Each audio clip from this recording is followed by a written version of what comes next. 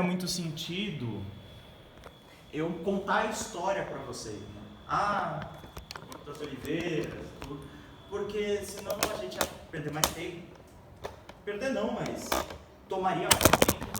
E já hoje a aula vai ser bastante grande, eu realmente não sei se vai dar tempo de cuidar de tudo, mas há aí uma prioridade com o conteúdo, então mesmo que a gente tenha que na próxima semana continuar, enfim, é Deus que sabe. Mas eu não vou contar para vocês a história. Foi para o Sinédrio, depois foi para Herodes, depois foi para Pilatos. Não vou contar a história nesse sentido. A gente vai falar dos significados disso, das realidades que o cristão, que o católico deve professar, deve crer, mas nós não vamos nos atentar aos pormenores históricos. Vocês vão ver bastante referência bíblica, por quê? Evidente que Cristo, ele, em sua vida terrena, não era já famoso por toda a Judéia, pelo Império Romano. Então, não havia um interesse de vários historiadores de relatarem a vida de Cristo. Ele era, aos olhos de todos que viam ele passando pela Galiléia, ele era o filho do carpinteiro, era um rabino, né? Não se tinha na cultura do Império Romano ou da Judéia, onde estavam os judeus, né? Não se tinha uma preocupação em relatar, em acompanhar os fatos históricos da vida de Cristo. Isso era uma preocupação dos apóstolos, que estavam com ele, que percebiam a grandeza daquela presença, o que não era comum na sociedade. Então nós não vamos ver várias biografias, né? Nós não vamos ter aí muitas referências históricas fora da própria Sagrada Escritura. Porque quem se interessou em escrever sobre, em relatar os acontecimentos históricos, foram aqueles que viram nesses acontecimentos algo extraordinário. Morrer crucificado era relativamente comum, né, no período do Império Romano. Então, para muitos, Cristo era mais um que morreu crucificado. Essa seria a história dele para o mundo. Alguém que teve aí um desentendimento com os judeus e foi crucificado. Então, essa questão histórica a gente encontra na Bíblia. Não há outra referência histórica fora da Bíblia. Haverá um século mais ou menos depois, já com historiadores não cristãos. Flávio Joséfo, judeu, ele vai escrever sobre Cristo, mas já como um líder de uma seita, de uma divisão do judaísmo. Então, aí sim, quando começam a perceber essa importância, que a sua relevância histórica não terminou com a sua crucificação, é aí que então as pessoas de fora do cristianismo, desse cristianismo primitivo, começam a se interessar por saber a história de Cristo, etc. Tanto é que Lucas, no Evangelho de São Lucas, logo no começo vocês vão ver que ele diz que está escrevendo a pedido de um amigo seu, Teófilo. A gente não sabe se ele está usando isso para fazer referência a todos que são amigos de Deus, né? Teófilo significa amigo de Deus, então poderia ser um grupo, um coletivo de pessoas interessadas, e ele então coloca amigo de Deus para se referir a todos, ou se é realmente uma pessoa que pediu para que ele investigasse. O fato é que as pessoas começam a se interessar por isso depois, tá? Então, por isso as referências bíblicas, porque de fato não é apenas uma questão religiosa, é uma questão histórica. Quando a gente vai falar que Cristo esteve sob o poder de Pôncio Pilatos, ou seja, que ele foi julgado por Pôncio Pilatos, nós estamos falando de um acontecimento histórico. Não é apenas algo que vocês devem crer como uma trindade, né? Que é algo realmente que você crê que não se materializa esse mistério completamente, né, na nossa história. Nós sabemos que o Verbo, a segunda pessoa da Santíssima Trindade, se encarnou, mas isso não significa que a Trindade toda se fez histórica. Nós não temos o Pai, o Filho e o Espírito Santo sentados numa mesa, né, conversando. Então, não é um acontecimento histórico como o que nós vamos tratar aqui. E outros demais artigos de fé que também não são históricos, né? Agora, Esse é. Então é muito importante a gente ter um bom conhecimento histórico. O católico precisa conhecer a história, eu disse isso desde a primeira aula para vocês, porque hoje em dia é muito comum a gente se deparar com teorias diferentes desses acontecimentos históricos. Só uma coisa, Eduardo, eu peço para que sempre você confira se está gravando mesmo. Tá bom.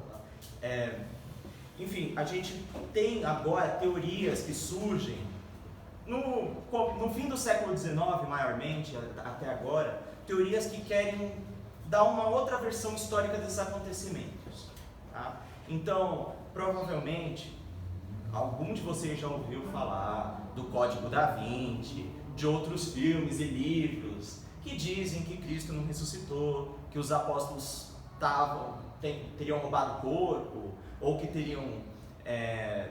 nem teriam roubado, mas começaram a dizer ressurreição em sentido não literal, né? Num sentido assim, mas como se fosse uma ressurreição moral, simbólica, né? Então nós temos aí várias teorias que surgem e que precisam ser rebatidas. Em primeiro lugar, porque todas essas teorias que dão uma história diferente da que nós vamos tratar hoje, são teorias muito novas. Para qualquer acontecimento histórico é necessário ter fontes que estavam lá, né? Fontes oculares, pessoas que estavam presentes nesses acontecimentos. Quanto mais distante do acontecimento, historicamente falando, é óbvio que o relato não é tão preciso. Então, por que levar essa teoria como algo de credibilidade só porque contradiz o que a igreja ensina? Não é assim. As pessoas geralmente gostam muito de novidades, então quando alguém chega e diz, olha, eu vou contar uma história de Cristo que vocês nunca ouviram, a pessoa fica, opa, né? Olha, vou contar a história secreta, opa, qual que é o segredo? Mas a verdade é que a gente precisa ter muito cuidado com isso. Ah, saiu aí um livro dizendo que Cristo tinha uma amante, teve filho. Tá, peraí. Eu não preciso nem sentir a minha fé afrontada. Eu só pergunto, qual é a fonte histórica? Ah, é lá da Idade Média. Então, peraí. 1000 anos depois do acontecimento, eles descobriram coisas novas? Não faz sentido. Então, é importante ter esse pensamento histórico. E quando a gente, então, faz referência à Bíblia, nós não estamos só fazendo referência às Sagradas Escrituras, à Palavra de Deus. Mas até para aquele que está fora do cristianismo, nós estamos fazendo referência à história. Trata-se de um relato histórico. Por isso, vocês vão ver que tem muita coisa das Sagradas Escrituras. Porque eu quero que todos saiam daqui sabendo historicamente o que Cristo disse, o porquê ele foi crucificado, né, que tem gente que diverge nisso. Então, é uma preocupação hoje histórica, claro, também espiritual, mas quando eu faço referências nas Sagradas Escrituras, entendo que se trata não apenas de fé, mas de história.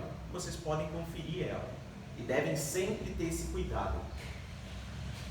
Fora do Brasil, é muito comum negarem até mesmo a crucificação de Cristo. Ou seja, negar até mesmo que ele foi crucificado. Há certas profissões islâmicas, por exemplo, que dizem que Cristo não foi crucificado.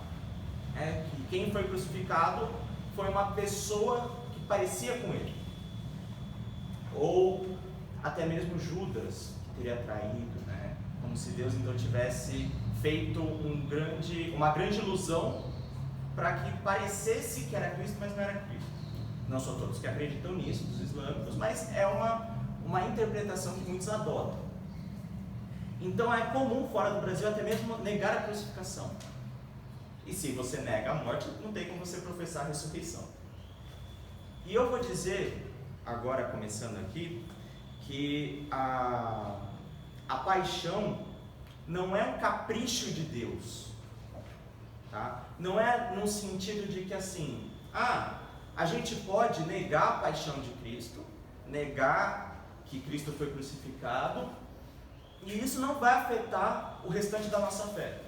Só que é a paixão nesse sentido. Assim, Eu vou explicar o que é paixão, mas a paixão, ela faz referência àquilo que Cristo padeceu do horto até a cruz, ou seja, engloba o seu sofrimento e a sua morte, que é o centro da paixão.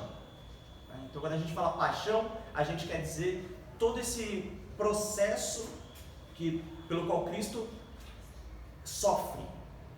Paixão é isso, é sentimento, né? É você padecer.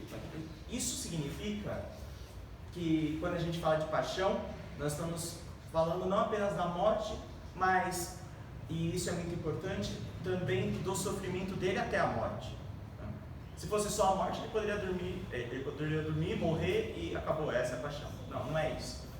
Então, é isso que eu quero dizer por paixão, e não só eu, né? Obviamente a igreja tem esse sentido quando fala de Cristo. Aliás, o filme do Mel Gibson, que eu recomendo para que todos assistam, ele é muito fiel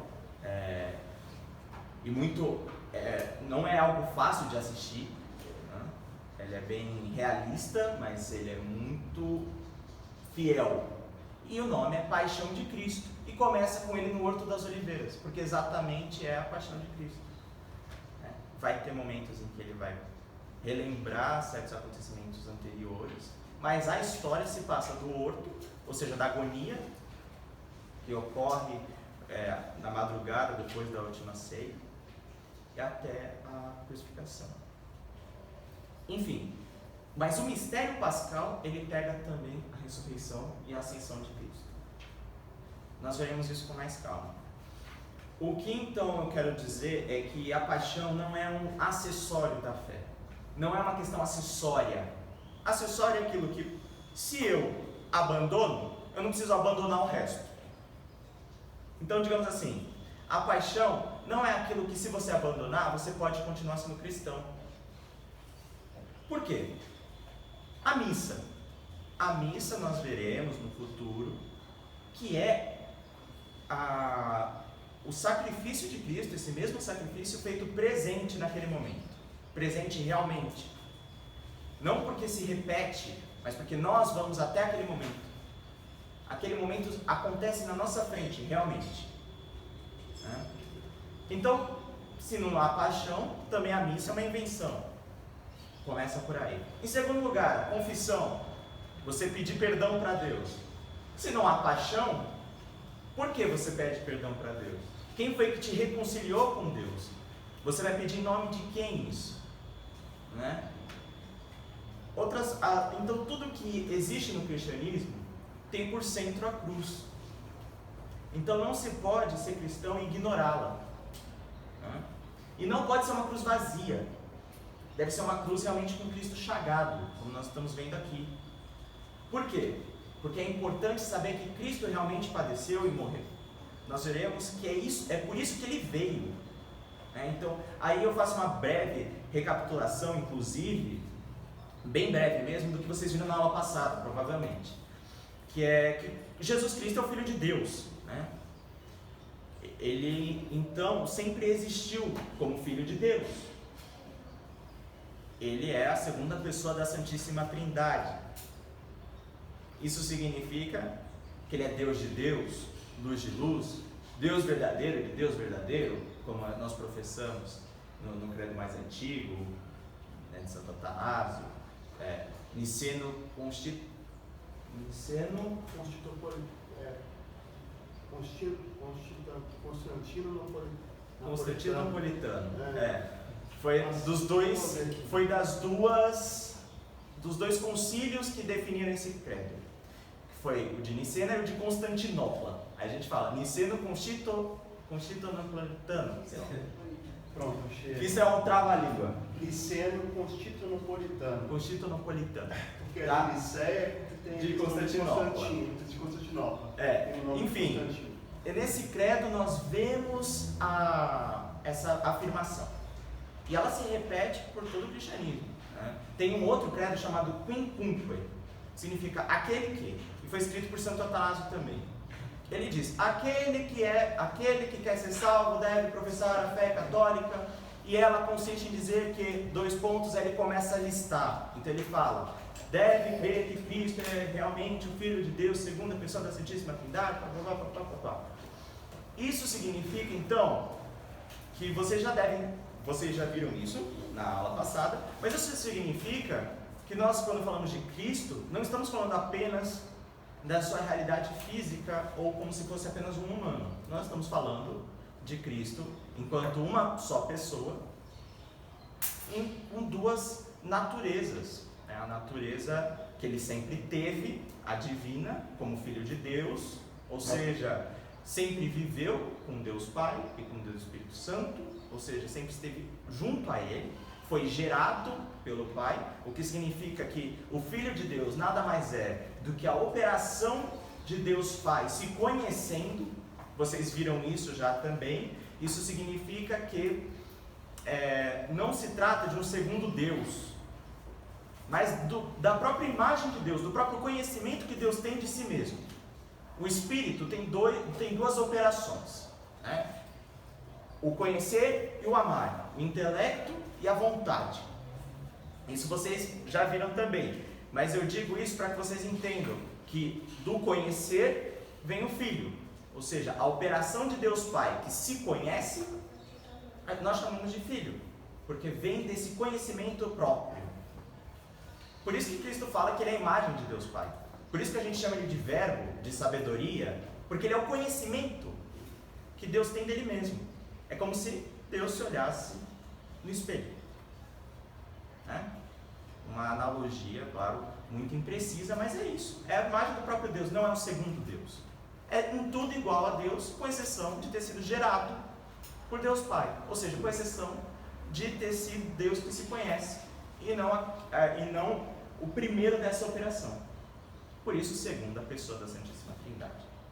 Muito bem. Guilherme, só para explicar o que você fez, infelizmente não tem como anotar, mas eu fiz esse desenho. Sim. Vocês estão vendo esse semicírculo aqui? É uma pessoa, significa que é pessoa. Aí você imagina que esse aqui, imagina que não está isso aqui. Deus Pai e o Espírito Santo só ficam com esse aqui e com um tracinho, que é a divina. Cristo, ele pega, quando ele assume a natureza humana, surge esse segundo tracinho que está aqui, ó. Porque ele permanece divino, mas ele pega uma outra natureza dentro da pessoa dele, que é a pessoa humana. Eu falei isso na última aula, mas é bom recapitular. É como se ele fosse a única pessoa, ou seja, desses 3 semicírculos aqui, que tivesse esse segundo tracinho que é a parte humana, entendeu? Claro, o Eduardo, isso é exatamente isso. E é claro, a aula sobre Trindade você já tivesse. Mas eu preciso recapitular, porque eu vou falar coisas aqui que necessariamente é a minha vontade isso, que escandalize vocês. Ou seja, quando eu falar Cristo morreu crucificado, vocês têm que falar, quê? Calma aí, a segunda pessoa da Santíssima Trindade, Deus, morreu? Como? É isso que eu quero. Então realmente eu quero recapitular para causar essa estranheza em vocês. Porque claro, Cristo como homem poderia morrer todos nós. Mas como que Deus morre? O que isso quer dizer? Nós veremos isso então, por isso eu estou recapitulando. A questão é essa mesmo, como o Eduardo disse. Cristo como Filho de Deus sempre esteve com o Pai, sempre foi Deus. Porém, quando ele se encarna, uma coisa é ser gerado, ele é gerado na eternidade por Deus Pai. Outra coisa é se encarnar. Ou seja, quando ele se encarna, ele assume uma realidade, ele assume uma natureza humana, sem abandonar a natureza divina. E tem uma citação que eu acho muito bonita, que diz assim: Jesus, como Deus, foi gerado pelo Pai antes de todos os séculos. Como homem, nasceu no tempo de sua mãe e Virgem Maria. E olha só que interessante. A mesma pessoa permaneceu Deus, qual era desde toda a eternidade, e tornou-se então homem, o que nunca tinha sido. É isso então que nós queremos dizer com encarnação. Vocês já tiveram aula sobre Cristo, mas certamente eu recapitulo porque é necessário ter essa ideia de que há uma natureza humana, ou seja, passível, que pode sofrer, imortal, e há uma natureza divina, que não sofre, que é imortal, numa mesma pessoa, que é Cristo. Isso é importante de entender. Por quê? Porque se a gente só entende Cristo como Deus, como segunda pessoa da Santíssima Trindade, não faz sentido dizer que ele sofreu a paixão, né? Que ele teve dores na alma, que ele sentiu a sua alma triste até a morte, né? Não faz sentido a gente pensar nisso se só levando em consideração a divindade. Então é importante ter bem claro que nós estamos nos referindo a uma pessoa, Cristo, que tem essas duas naturezas, humana e divina. E é claro, como o Eduardo deve ter falado para vocês na aula, ao assumir a natureza humana, a natureza divina em nada perde a sua soberania, a sua excelência e dignidade. Ao contrário, ele eleva a humanidade. Né? Então poderia ter acontecido de dois modos na nossa cabeça. Em primeiro, Deus poderia ter se abaixado no sentido de ter perdido a dignidade que tinha e se unido à humanidade. Não foi o que aconteceu. Ele elevou a humanidade e preservou a sua divindade. Se não fosse assim, vocês veriam que a paixão também seria prejudicada e não teria o mesmo efeito. Por isso, essa recapitulação se fez necessária, tá bom? Em segundo lugar, uma outra recapitulação. Por que o Filho de Deus se encarnou? Mas isso parece uma pergunta um pouco básica. Talvez. Mas não é tão simples. Por quê? Talvez se vocês perguntarem, até mesmo aqui, depois da missa, para algumas pessoas, para as pessoas que forem saindo, talvez nem todas saibam responder de prontidão. Para que Cristo veio? Cristo veio para ensinar, para amar, né?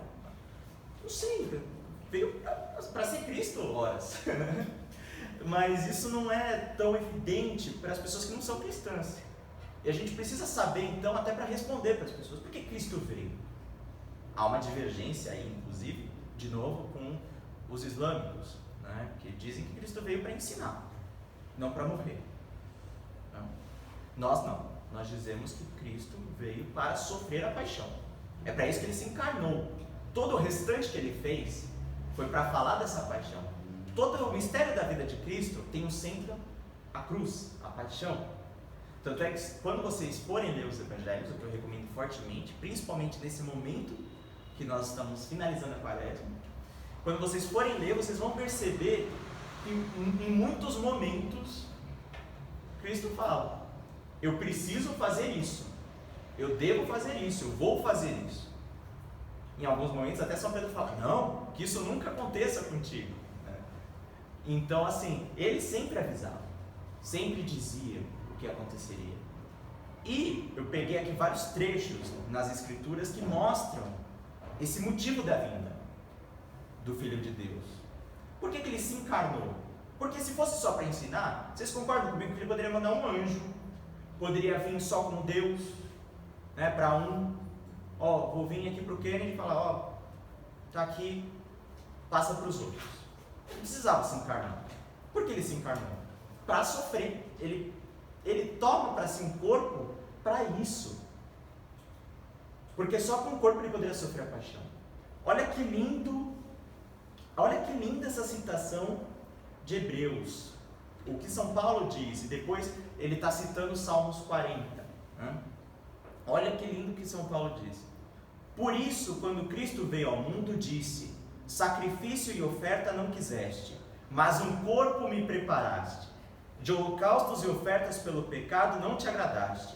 Então eu disse: aqui estou, no livro está escrito ao meu respeito, vim para fazer a tua vontade, ó Deus. Ou seja, Cristo toma para si um corpo para isso. Então, se você nega a paixão, você já está negando o próprio propósito da encarnação. Você já está negando a própria vinda de Cristo, o motivo.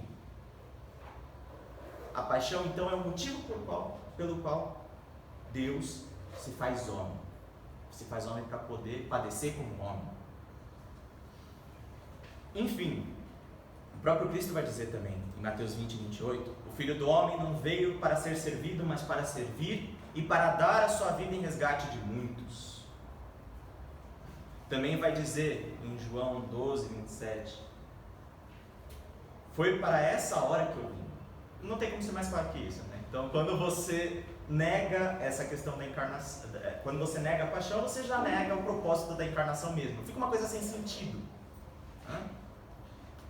Agora, um aviso importante, antes da gente começar a falar do processo pelo qual Cristo passou.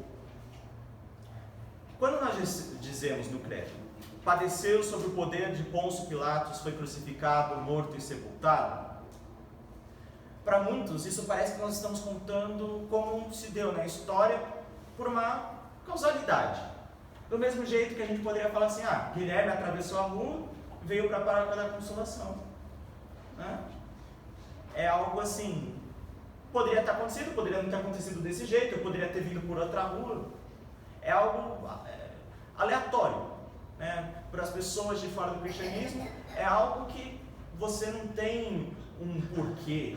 Aconteceu assim. Por que Cristo passou pelo Sinédrio, ou seja, pelos judeus, e depois passa pelos romanos, pelo Império Romano? Por quê? Porque era assim que era na época, por coincidência. Não.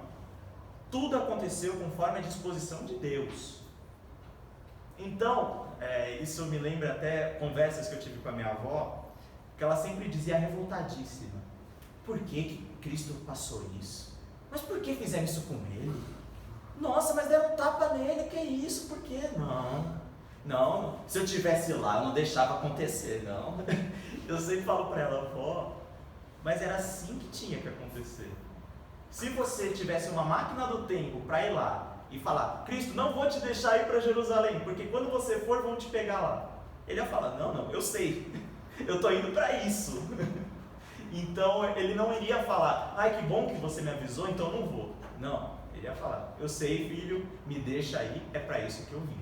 Tanto é que em Mateus 20, 18 e 19, antes de ir para Jerusalém, onde depois, hoje nós falamos de Domingo de Ramos, que é esse momento dele chegando em Jerusalém, né? Então, antes dele ter esse momento do Domingo de Ramos, que é o que depois ocasionaria no processo e na morte dele, ele diz o seguinte: eis que subimos a Jerusalém, e o Filho do Homem será entregue aos príncipes dos sacerdotes e aos escribas. Eles o condenarão à morte, e o entregarão aos pagãos para ser exposto às suas zombarias, açoitado e crucificado, mas ao terceiro dia ressuscitará. Mateus 20, 18 e 19. Gente, isso aqui é muito forte, é muito importante da gente entender o que isso significa. Ele está descrevendo tudo o que acontece. Eu poderia já nem falar mais do que aconteceu. Tá aí.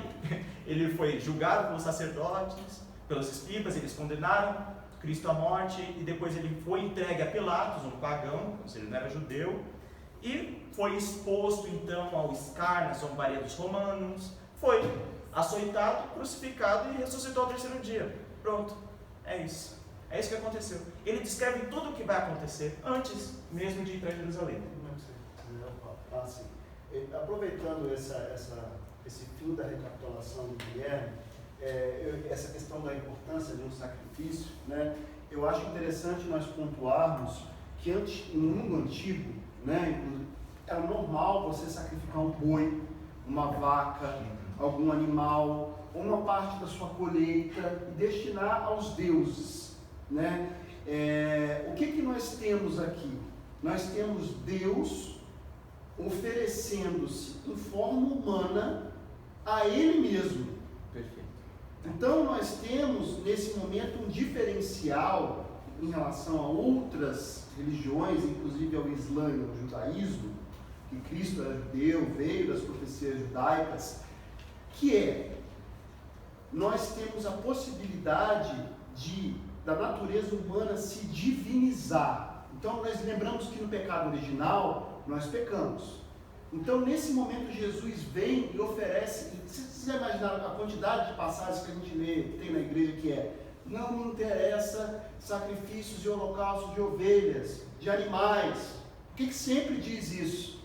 Me interessa um coração contrito, me interessa alguém que se arrependa dos pecados, me interessa alguém que se apresente a mim, né? Então no cristianismo, Deus assume a natureza humana para nos mostrar olha o sacrifício que me interessa. É você, é a sua vida.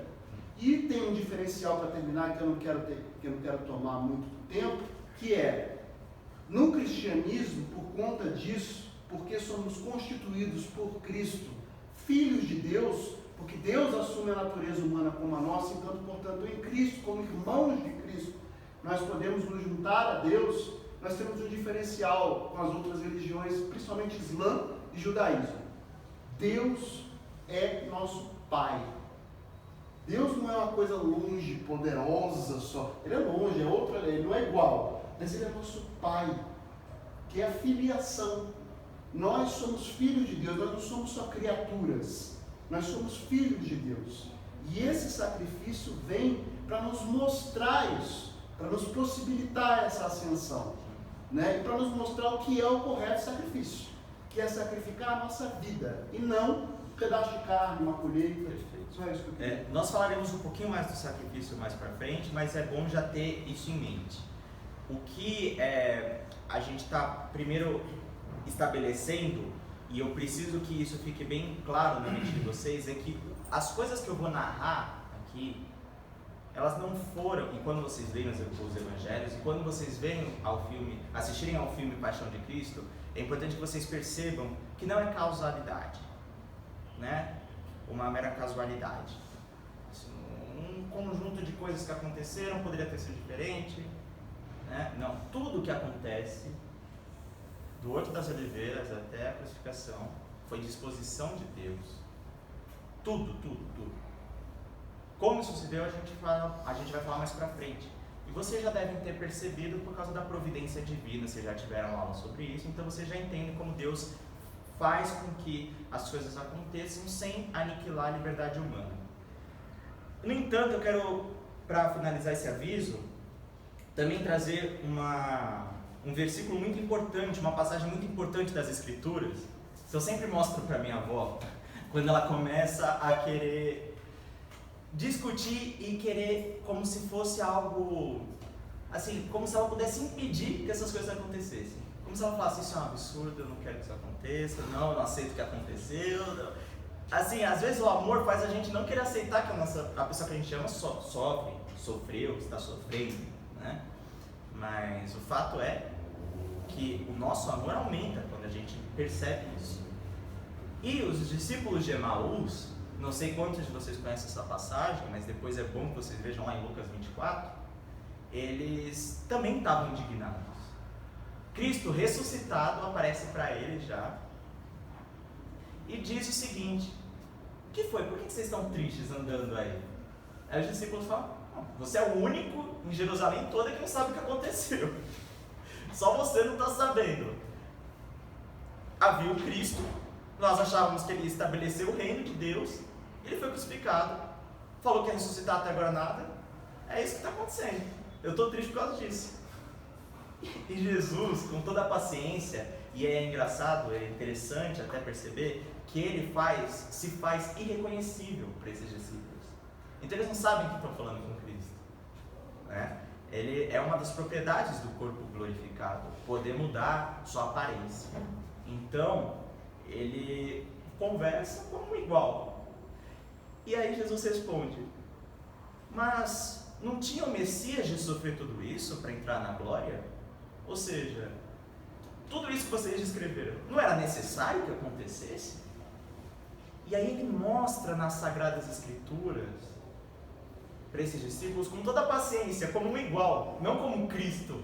Ele, como um igual, mostra nas Sagradas Escrituras, desde Moisés, ou seja, desde o primeiro livro até o último livro do Antigo Testamento, ele mostra e fala: olha, tudo isso aqui mostra o que eu estou falando. Tinha que sofrer tudo isso. O Messias tinha que sofrer tudo isso. Tudo isso. Não uma parte só e a outra foi capricho. Não, tudo isso o Messias quis e tinha de fazer. Então ele mostra para esses discípulos que não se trata de algo que saiu do controle de Deus. Como se Cristo tivesse sido frustrado em seu plano. Como se ele tivesse vindo para pregar o reino de Deus, ninguém aceitou, ele foi crucificado, ou seja, fracassou. Não, ao contrário. Ele mostra nas Sagradas Escrituras que é isso que deveria acontecer.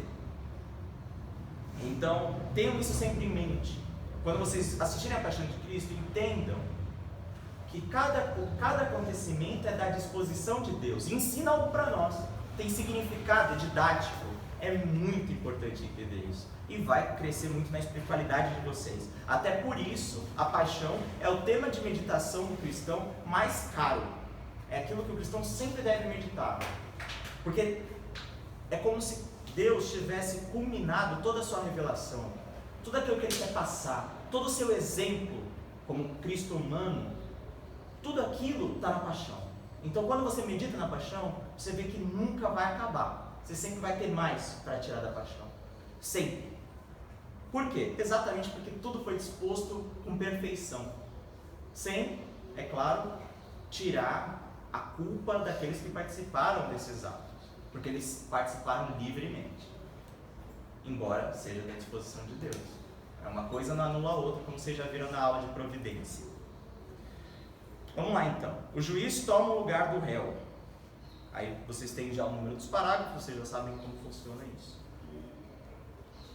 Em primeiro lugar, o que faz com que Jesus seja mal visto por muitos dos judeus? E quando eu falo muitos dos judeus, ou alguns dos judeus, eu falo por uma preocupação que aparece até mesmo no catecismo, de não colocarmos todos os judeus como culpados, todos eles, né? Como se todos os judeus tivessem falado não para Cristo.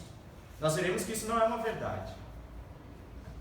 Milhares de judeus se converteram. Se não tivesse sido dessa forma, o evangelho não chegaria até nós hoje. Porque antes de converterem os gentios, ou seja, antes de converterem o Império Romano, os cristãos se converteram o judaísmo se converteu ao cristianismo, e esses judeus convertidos converteram outros judeus. Tanto é que os romanos, historicamente, vão dizer o seguinte: olha, surgiu uma divisão no judaísmo. Ou seja, aqueles primeiros cristãos eram judeus. Evidente, a gente está falando da Judéia. Tinha um ou outro que era soldado romano, né, que já não era judeu. Mas a maioria era dos primeiros cristãos. Os apóstolos, né, Nicodemos. Não falta exemplo nas Sagradas Escrituras para mostrar que muitos judeus se abriram à fé. Quando a gente fala de judeu, a gente está falando não só de uma religião, a gente está falando de um povo. É a mesma coisa que dizer que todo árabe é muçulmano. Não é verdade. Tem árabe católico. Vejam a igreja melquita, né, que está lá na Rua do Paraíso. Né? Então, assim, é uma necessidade histórica dizer que o povo judeu não é culpado pela paixão de Cristo. O povo geral não pode ser. São culpados aqueles que efetivamente participaram, no Sinédrio, né, Caifás, esse sim. Agora, o povo que estava lá, até alguns que foram manipulados para dizer crucifica, eles foram manipulados, eles não sabiam o que estava acontecendo. E muitos deles se converteram depois. Então, importante entender que são alguns judeus. Quando eu estiver falando, a divergência entre Cristo e os judeus, eu estou querendo dizer esses judeus, os fariseus, os escribas. Todos os fariseus também não. Muitos fariseus se converteram também. Né? O fariseu era uma seita, era uma divisão do judaísmo. Você tinha os saduceus, tinham vários, os samaritanos e etc. Então, sempre quando a gente fala, a gente não pode generalizar. A gente tem que se preservar a fidelidade histórica. E é o que o próprio Deus pede de nós. Né? Por isso que ele depois vai inspirar os autores das Sagradas Escrituras para dizer tantas vezes que os judeus são queridos, são amados por Deus. E ele chama os judeus para continuarem aquilo que começou com Moisés na igreja. É uma continuação. Né? É a vontade de Deus isso. Então o cristão não é inimigo dos judeus. O católico não é inimigo dos judeus. O católico não fala, olha o que eles fizeram com Cristo. Seria cômodo para a gente colocar a culpa no outro. Mas não é isso que se deu. Nós vamos falar um pouquinho disso mais para frente. O que é importante entender então é que quando eu falar, olha, os judeus não aceitaram Jesus. Eu não estou falando de todos. Eu não estou falando nem de uma maioria. Eu estou falando de alguns. Para muitos, Jesus foi um sinal de contradição.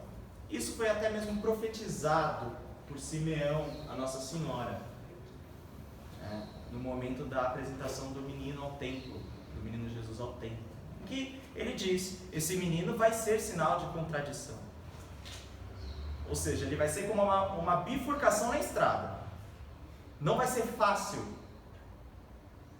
Ou seja, não vai ser uma coisa cômoda para todos. A pessoa vai ter que falar: me escandaliza, é difícil de entender, mas eu vou. Então é o que Cristo quis ser, sinal de contradição. Só que esse sinal de contradição, ele é também aquilo que foi prometido desde o começo das Escrituras para o povo de Deus. Desde Gênesis nós vemos que Deus promete um Salvador, um Redentor. E durante todas as Escrituras nós vemos essa figura messiânica, a figura do Messias sendo profetizada, e mais características. Todo mundo, na época de Cristo, já dizia: vem Messias, quando virá o Messias? Era uma expectativa muito grande, era uma coisa que foi prometida por muito tempo. Então, Cristo veio para cumprir essa promessa também. Veio para cumprir a promessa que foi feita especialmente ao povo judeu, a Israel, povo de Deus, da antiga aliança. Só que muitos não receberam. Por isso aquela famosa citação de 1 João: veio para os que eram seus, e os seus não o receberam. João não está querendo dizer que todos os judeus não receberam, mas muitos não receberam, dos fariseus, e alguns do povo também não. E até hoje, até hoje isso é um fato. Por que eles não receberam? Deve ter uma justificativa, deve haver um motivo. Precisamos falar sobre esse motivo. Porque se a gente quer falar em verdade com um judeu, o que a igreja recomenda, nós devemos conversar com todas as religiões, no sentido de melhorarmos a nossa convivência comum.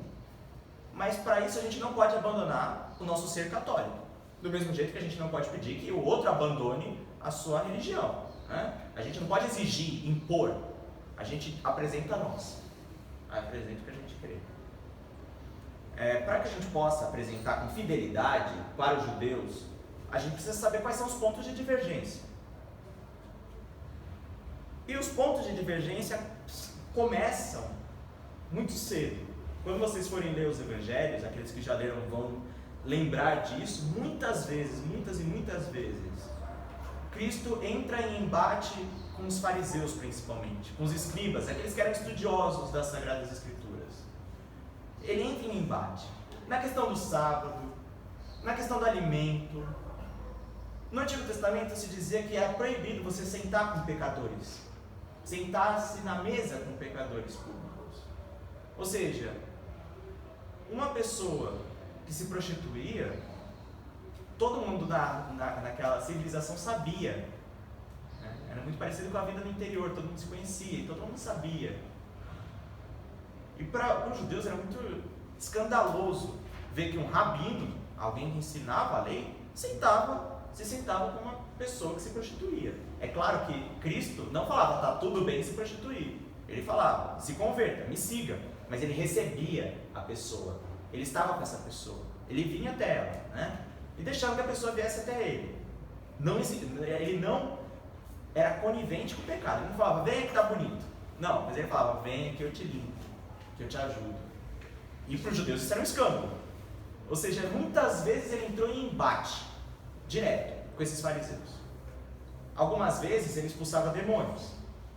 E aí os fariseus logo diziam: para quem é acostumado a vir já nas missas ao domingo, vocês devem lembrar desse momento que a gente teve há pouco tempo atrás, a leitura, em que Cristo expulsou os demônios de uma pessoa e os fariseus disseram: ele faz isso em nome de Beelzebul, do demônio. Ou seja, começa um embate escriturístico. Também, em alguns outros momentos, Cristo vai dizer que é maior do que Davi, que é maior do que Abraão. Para eles isso é inimaginável. Como? Só se for Deus. Então ele fala coisas que escandalizam. Gente, pelo amor de Deus, os judeus acreditavam, e até porque no Antigo Testamento isso era uma verdade, né? Que Deus habitava no templo. No templo de Jerusalém ele estava lá. Habitava não numa presença real e física, como nós acreditamos da Eucaristia, mas estava lá. A sua presença estava especialmente lá. Tanto é que você tinha o Santo dos Santos, que era um espaço onde só o sacerdote podia entrar uma vez ao ano e fazer um sacrifício, porque o próprio Deus estava lá. Então não é qualquer um que podia entrar. Aí Jesus chega, olha para o templo, sempre com muito respeito, porque ele sabe de todas as coisas, né? Mas ele olha para o templo e fala: eu sou maior que o templo. Para um judeu isso é uma blasfêmia, porque quem mora no templo é Deus, é Deus. Como é que você pode ser maior que o templo? Você é maior que Deus, ou você é Deus, um dos dois. Então, quando ele diz essas coisas, ele entra em embate direto com a lei. A questão dos alimentos também, né? Ele vai dizer que o que tira a pureza de um homem, o que corrompe o homem, não é o que entra, mas o que sai da boca dele, né? Ele vai falar do sábado, vai falar de várias questões. Mas isso significa que Cristo era contra a lei? Se a gente falasse isso, isso seria contraditório. Por quê? Porque se a gente fala que Cristo é Deus, então é evidente que Deus, Pai, Filho e Espírito Santo, quando Deus se revela a Moisés, ele é o autor dessas leis. É evidente isso. Então, como que ele pode dar uma lei e depois falar que essa lei não presta? Ele disse isso. Muitos querem colocar como se fosse dessa forma. Não é o que aconteceu. Pessoal, é muito importante entender que Cristo não é só um intérprete da lei, da antiga lei. Ele é o seu próprio autor. Como autor, como legislador, ele tem todo o poder para falar qual que era a função da lei, qual que é a verdadeira interpretação da lei e para aperfeiçoá-la. Por isso que ele diz várias vezes, era assim de fato, mas o perfeito seria se fosse do outro modo. Por isso que agora vai passar a ser desse outro modo. Ele fala, tal lei era pedagógica, ou seja, queria ensinar algo para vocês. Vocês não aprenderam e reduziram essa lei. E agora então eu estou fazendo para vocês perceberem, eu vou mudar essa lei para que vocês percebam o que eu sempre quis dizer. O que eu sempre quis dizer. Vou dar um exemplo concreto, do alimento. O alimento sempre foi para Deus uma questão pedagógica. Ele não é um nutricionista que fica, olha, você comeu porco, pelo amor de Deus, não pode comer porco. Por quê? Porque eu não quero que você coma porco, não come porco. Não, não é isso. Deus queria mostrar para o homem que ele deve ter cuidado com aquilo que ele traz para si, com aquilo que ele consome, com aquilo que ele fala. Cuidado com a sua boca. Davi já dizia, Senhor, coloca guardas na porta da minha boca, né? Para que não saia nada de imperfeito, nada de corrompido, né? Então, o verdadeiro sentido da lei sempre foi esse. Só que muitos reduziam a uma questão de dieta. Então Cristo, quando vem, fala, não era para ser assim, vocês não entenderam, mudei. Só que para os judeus, quem pode mudar a lei de Deus? Ninguém, só Deus. E olha lá, para os judeus, e olha lá. Então assim, muitos diziam, Deus deu essa lei, e essa lei é para sempre, até no céu a gente vai cumprir essa lei. E é isso. Cristo já diz, não. Vocês ouviram o que foi dito pelos antigos. Ou seja, vocês ficaram sabendo de como é a lei. Mas eu agora vos digo isso. Ele fala como um legislador. Como se ele fosse realmente aquele que promulgou aquela lei e que tem o poder para revogá-la e promulgar outra. Só que não há uma ruptura nisso. Há uma continuidade, um aperfeiçoamento. Tanto é que ele vai dizer o seguinte, não julgueis que vim abolir a lei ou os profetas. Não vim abolir, mas cumprir. Gente, foco nesse verbo, cumprir. Em verdade vos digo, antes que passem o céu e a terra, nem a mínima letra ou traço, no original ele fala iota, que é um pingo, que faz uma diferença na letra, serão tirados da lei, até que se cumpram todas as coisas. Ele usa esse verbo, cumprir. Pessoal, muito importante entender isso, porque tem pessoas, por outro lado, algumas querem falar que houve uma ruptura. Ou seja, Cristo falou, está errada essa lei, eu vou dar uma nova. Não é isso. Ele aperfeiçoou aquela lei. Aquela lei não era um fim, não estava perfeita. Ela estava por se completar. Ela era um meio para chegar na perfeição. Tanto é que os próprios judeus no Antigo Testamento assumem, o próprio povo de Deus assume. Quem é que segue a lei? Davi vai dizer, não há um que segue a lei. Arrisca, não há um. Eles mesmos assumem isso. Então Cristo fala, realmente essa lei era para que vocês tivessem percebido a dificuldade e recorrido a mim. Só que vocês não fizeram isso. Vocês não cumpriam e falavam para o outro que ele era pecador. Por isso Cristo vai dizer, vocês colocam fardos enormes nas costas dos outros e se acham os perfeitos, falando para os fariseus. Então, a lei de Moisés, ela era um meio, era uma pedagogia, um instrumento pedagógico, não um fim. Ela ia ser aperfeiçoada, sempre foi esse o desígnio de Deus, que fosse aperfeiçoada. Então, elimina-se essa ideia de ruptura, como se tivesse errada aquela lei. Não, não está errada. Aquela lei serviu para aquele tempo, um processo pedagógico. É a mesma coisa que num processo pedagógico na escola, você dizer, não, o começo da aula do professor eu vou ficar nele. Mas espera aí, isso é o começo da aula. Ele é a introdução para que possa chegar até a conclusão. Isso aqui é a lei antiga, é a introdução, é a pedagogia, é o início da obra, não o fim dela. É o início da revelação, não o fim. Tá? Então é algo que sempre foi feito para ser aperfeiçoado. Há então os que dizem ruptura. Eliminamos essa ideia. O católico não acredita que há essa ruptura, acredita que há um aperfeiçoamento. Um aperfeiçoamento. Há um cumprimento. Eu vou dizer mais sobre isso. Por quê? Por que cumprimento? Por que eu falo isso? Porque há muitos que dizem, ao contrário dos que querem a ruptura, há muitos que dizem que Cristo não trouxe uma lei nova. Ou seja, que Cristo não aperfeiçoou a lei judaica, a lei mosaica. Há aqueles que dizem, não, Cristo não mudou nada. Também está errado. Elimina-se a ruptura, mas elimina-se também essa interpretação um pouco rasa, um pouco simplista, de que Deus falou, por causa desse versículo, né, que Deus falou, olha, está tudo bem, a lei sempre estava perfeita, é isso mesmo, continuem seguindo.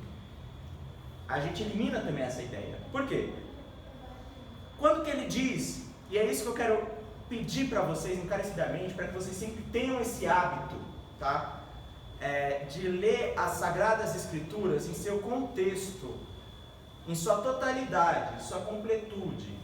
Vejam, essa aula, esse encontro que nós preparamos para vocês, são feitos com muitas citações das Escrituras, e uma completa a outra. Se você só vê de um modo, você não consegue realmente ter acesso à revelação de Deus. Deus quis que houvesse 4 evangelhos, exatamente porque um completa o outro em algum sentido, vem de ângulos distintos. Então, entendam que as Sagradas Escrituras não pode ser lida como se fosse aquele biscoito da sorte. Eu abro aqui, tem um versículo, pronto. Não tem contexto, não tem momento, não preciso saber de mais nada. Esse versículo eu só vou levar ele em consideração. Não é possível isso. Porque, claro, se você só leva esse versículo em consideração, não vim abolir a lei, eu vim cumprir. Você vai achar que ele está dizendo o quê? A lei está boa. É isso. Mas não é o que realmente Deus está dizendo, o que realmente Cristo está dizendo. Vejam, em Mateus 5, vocês podem conferir que existe um contexto dessa frase. E é muito interessante esse contexto. Muito. Porque Deus, nosso Senhor Jesus Cristo, sobe a montanha para dar aquelas bem-aventuranças, aqueles novos ensinamentos, que ele vai dizer, ouvistes o que foi dito, eu porém vos digo. Ele sobe a uma montanha para passar a lei para os apóstolos e para quem estivesse lá, para os discípulos. Isso remonta alguma coisa na cabeça de vocês? Lembram que Moisés subiu ao Monte Sinai para receber as leis de Deus? Os 10 mandamentos. Então vejam, Cristo chama os apóstolos, chama os discípulos, como Deus chama Moisés, para dar a lei. É a mesma coisa. Na montanha, em cima da montanha, sobe a montanha e recebe a lei. Só isso então já mostra um contexto interessante, uma analogia muito interessante, porque no Antigo Testamento Deus promulga a lei e conta para Moisés. No Novo Testamento Cristo, Filho de Deus, promulga a lei e conta para os apóstolos e para os discípulos.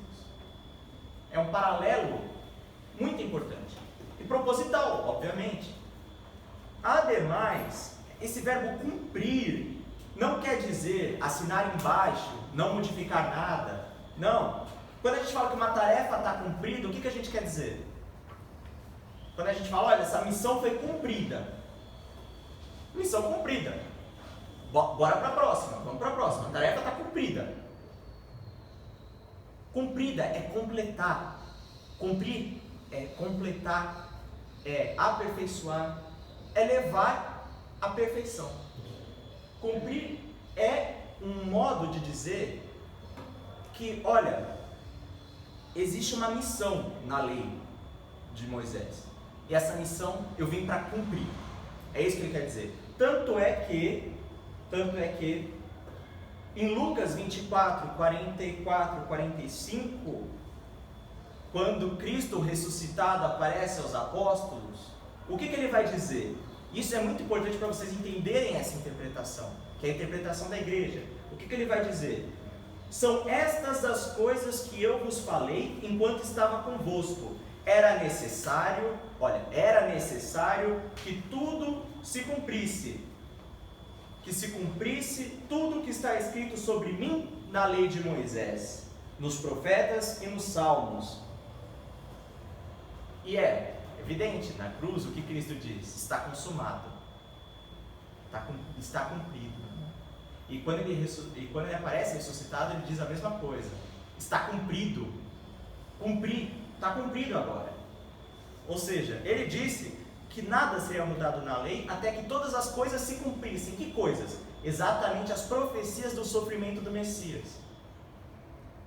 Ou seja, a missão que a lei trazia, Cristo cumpriu. Então o que ele está querendo dizer aí? Não, olha, eu não vim abolir a lei está certa. Não é isso que ele quis dizer. Ele quis dizer assim, eu não vim abolir a lei, porque quem abole fala assim, isso aqui está errado, tchau. Não, eu vim cumprir, isso está certo, eu vim cumprir e aperfeiçoar. É isso. E é muito importante perceber que esse cumprimento, ele se dá exatamente pela paixão.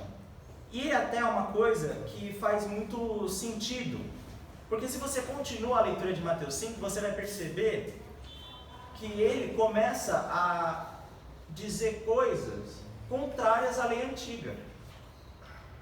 Por exemplo, na lei antiga se dizia que era possível o divórcio, repúdio da mulher, e o homem procurar outro. Cristo já vai dizer que não. Na antiga lei dizia que a dívida deve ser cobrada. Cristo vai dizer que as dívidas devem ser perdoadas. É uma coisa diferente.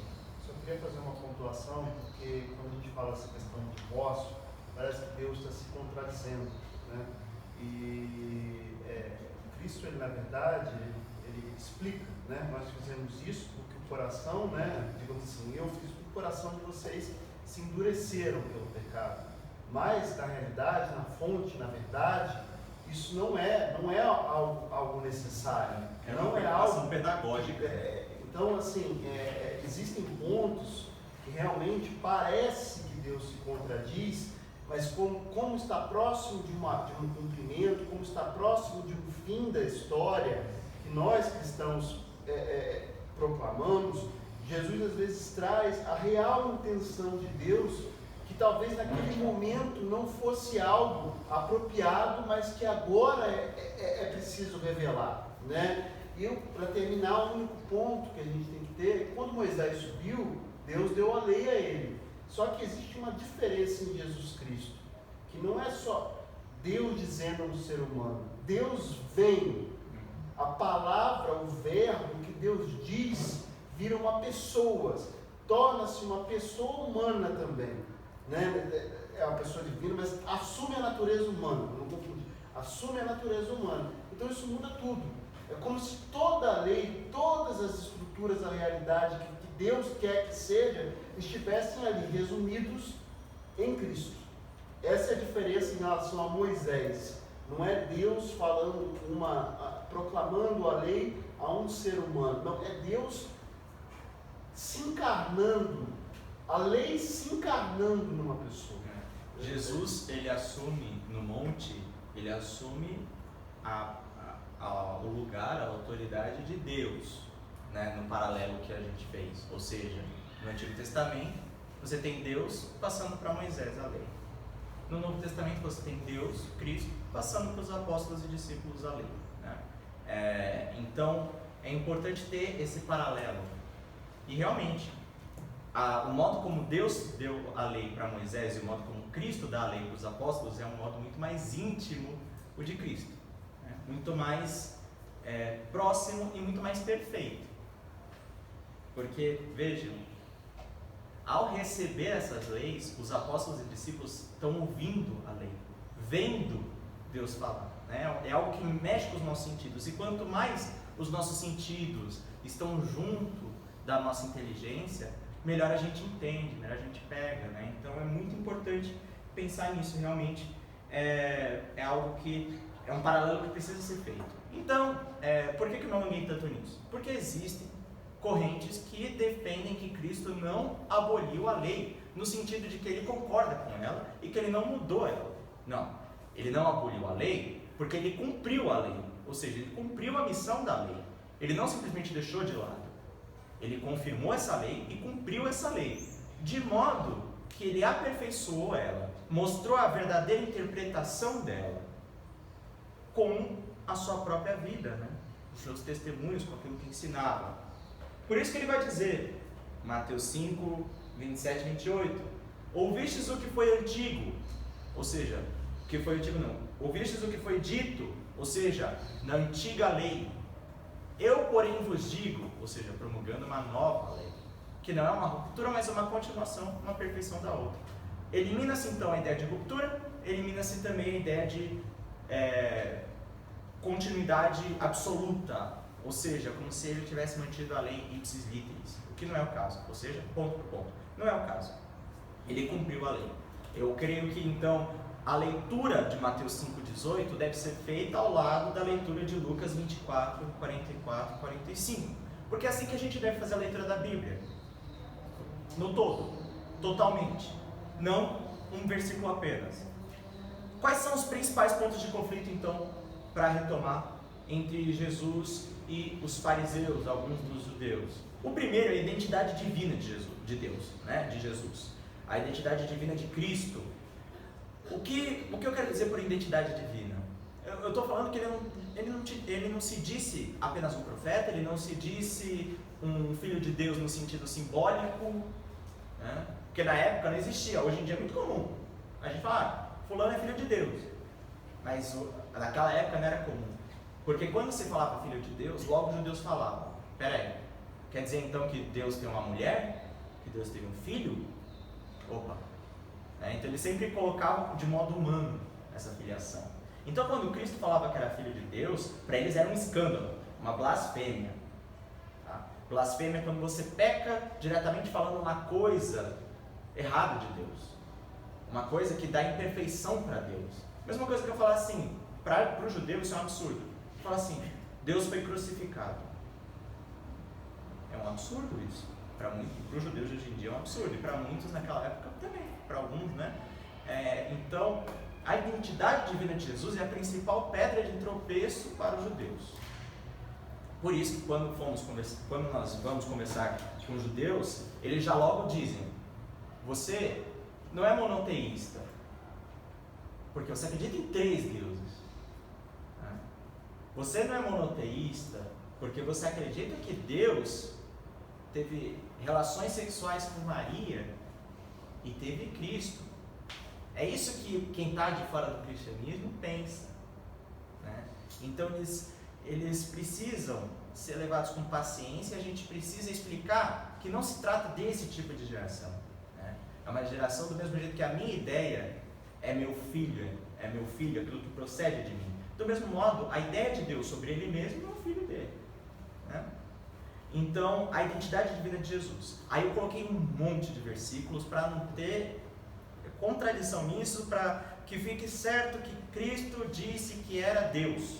Tá? Você vai ver então em Mateus, em Marcos, João, Lucas, em todos os evangelhos, você vai ver que Cristo assume a autoridade de Deus. Ah, mas Cristo não diz, eu sou Deus. Não diz. Ele diz, eu sou o Filho de Deus. Que quer dizer segunda pessoa da Santíssima Trindade. Né? Que quer dizer realmente que ele, quando diz Filho de Deus, ele é por natureza, não por adoção. O que ele está dizendo é que ele é Deus. Quando ele diz que ele é Filho de Deus, ele está dizendo que ele é Deus.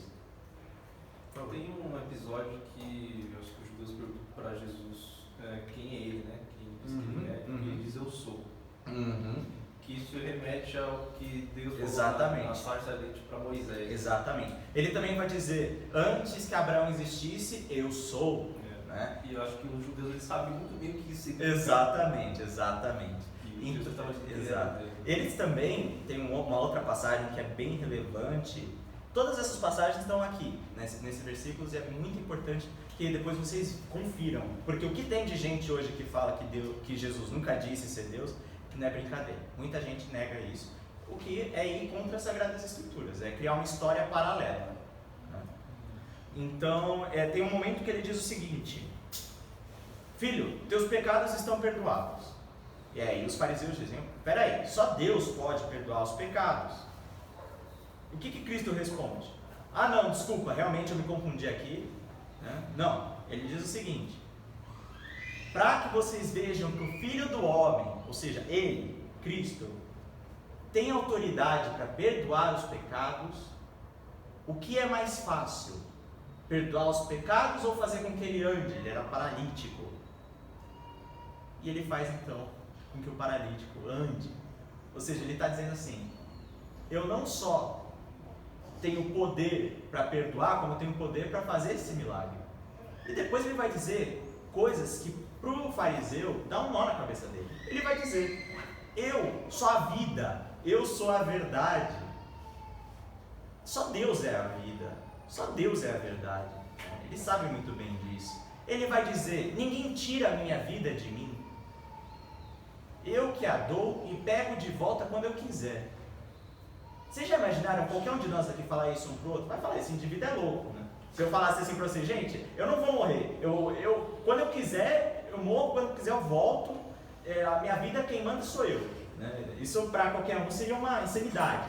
Mas é que Cristo é o Filho de Deus. Ele é divino, embora também seja humano, como vocês tiveram a aula disso, né? Então, essa é a principal pedra de tropeço, sem dúvida. Em segundo lugar, a universalidade do chamado ao banquete messiânico. Ou seja, Cristo não restringe a sua mensagem, não restringe o chamado aos judeus. Isso decepciona alguns deles. Por quê? Ora, o Messias foi prometido para nós. E agora ele vem e diz o seguinte: eu vos declaro que multidões virão do Oriente e do Ocidente e se assentarão no reino dos céus com Abraão, Isaque e Jacó, enquanto os filhos do reino serão lançados nas trevas exteriores, onde haverá choro e ranger de dentes. Imagina o baque, o tombo do judeu ouvindo isso. Calma, ele veio para mim, ele é uma promessa feita para o meu povo, mas ele está dizendo que vai vir gente de fora que vai ser salvo, e o meu povo, muitos não. Mas ele que viria para salvar o meu povo. Ou seja, para muitos judeus isso também é uma grande pedra de tropeço. Porque ele chama os gentios, que não tinham lei, os romanos, as pessoas que não eram judaicas. E ele chama, eles olham e falam, com que direito esse homem muda a aliança que Deus fez com o meu povo? Mas com o direito do próprio Deus. Ele vai, inclusive em Mateus 21, 33, 43, falar sobre a parábola dos vinhateiros, que eram aqueles que cuidavam da vinha do Senhor, que é uma analogia aos judeus, né? E ele vai dizer uma coisa muito forte. Ele vai falar, estes não cuidaram da vinha e mataram o filho do dono da vinha. Por isso, essa vinha será deixada para um outro povo, para outros servos que vão cuidar dela. Os judeus, ao ouvirem isso, ficaram escandalizados.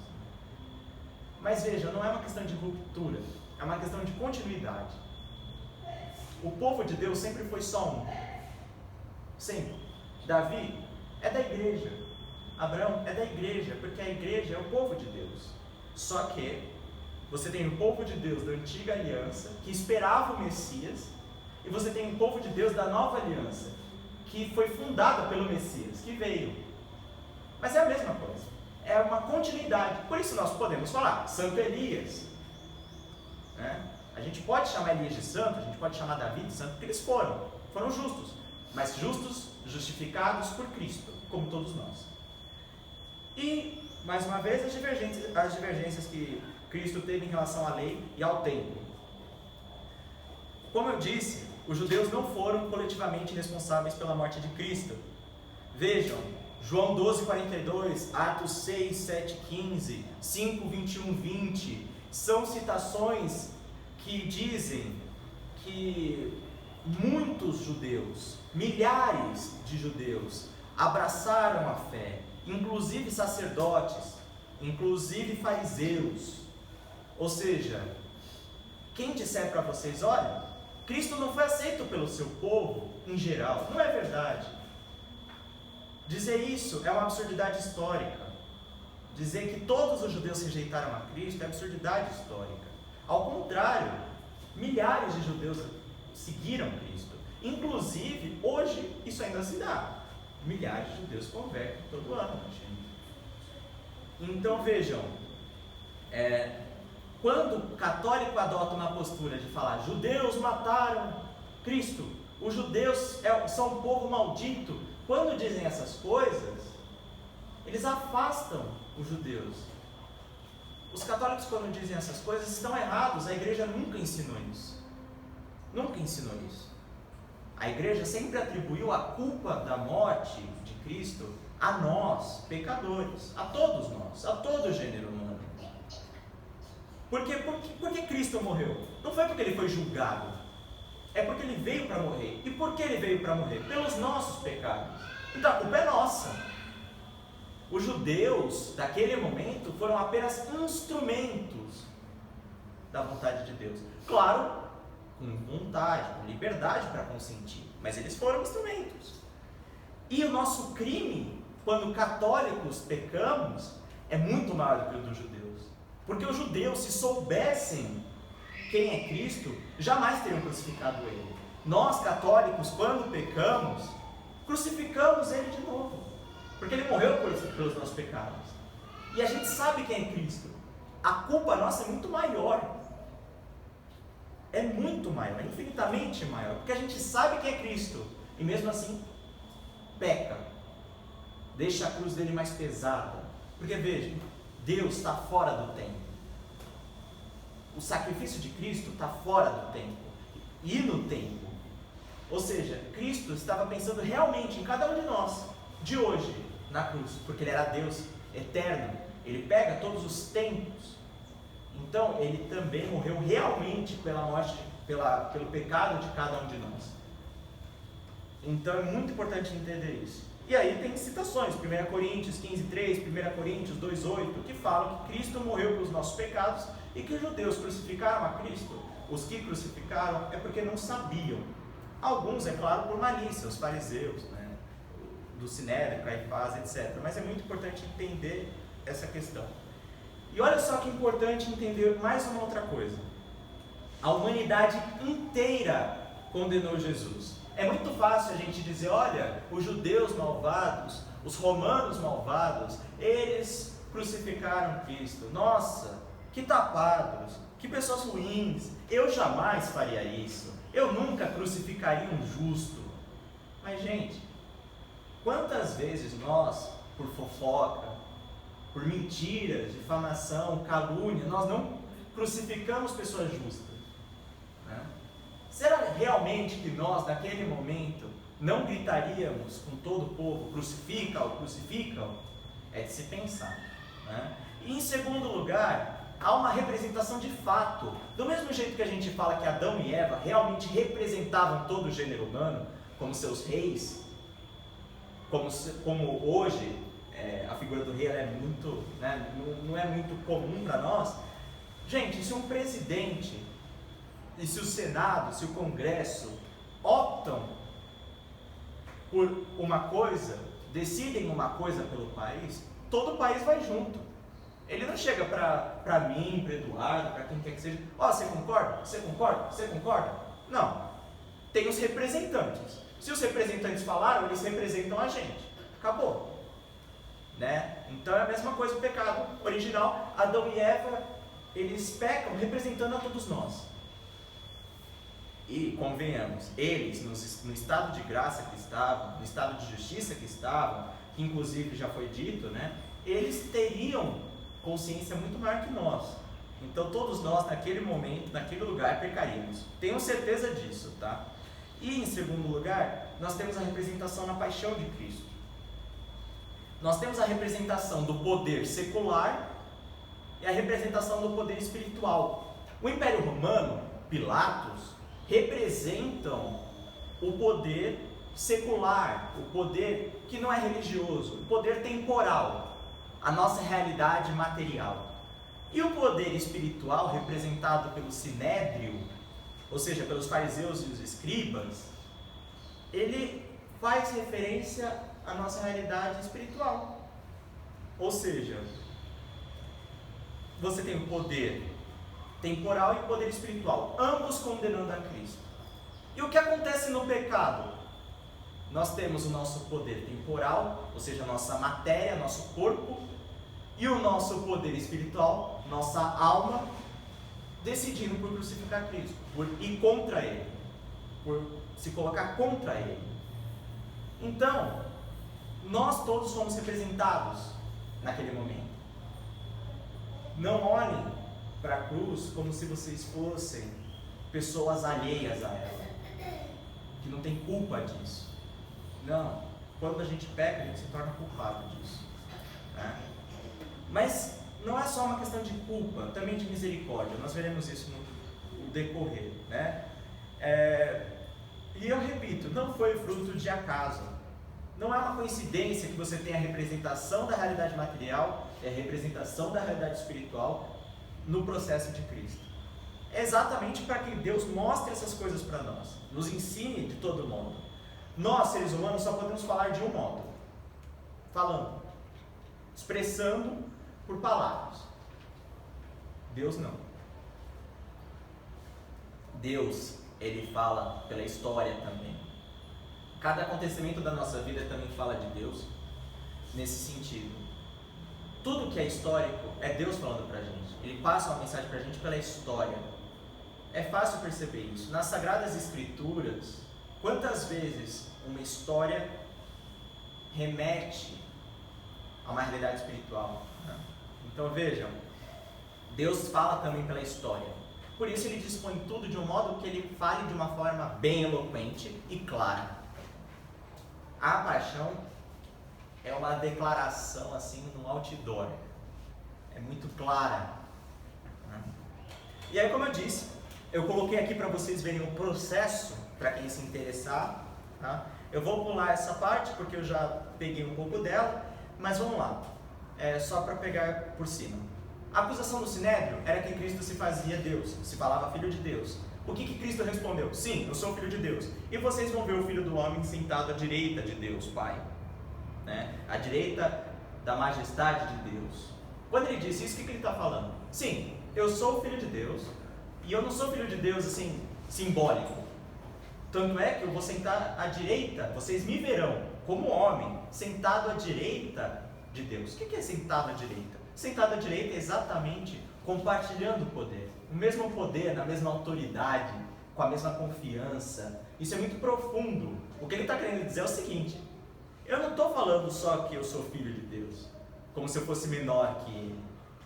Eu sou filho de Deus e vocês vão ver que eu tenho o mesmo poder que ele. Por isso que depois os judeus respondem, os fariseus: blasfemou, é réu de morte. Por quê? Isso é uma blasfêmia muito séria, você falar que tem o mesmo poder que Deus. Né? Em segundo lugar, você vai ter o julgamento com Pilatos. Muita gente quer reduzir isso à política. É claro, a política é uma realidade humana. Nós não podemos ser alheios a ela. Mas reduzir a mensagem da paixão a uma mensagem política é reduzir muito a mensagem de Deus e reduzir a verdadeira a verdade da paixão. Porque muitos dizem: Cristo foi crucificado porque ele se dizia rei, porque ele ia contra o senso comum dos romanos, como se ele fosse assim, uma pessoa que ia contra os impostos, que ia contra o domínio do Império Romano. Cristo nunca disse isso. Tanto é que os fariseus amariam se ele tivesse dito. Várias vezes os fariseus tentavam induzir Cristo a falar alguma coisa errada nesse sentido.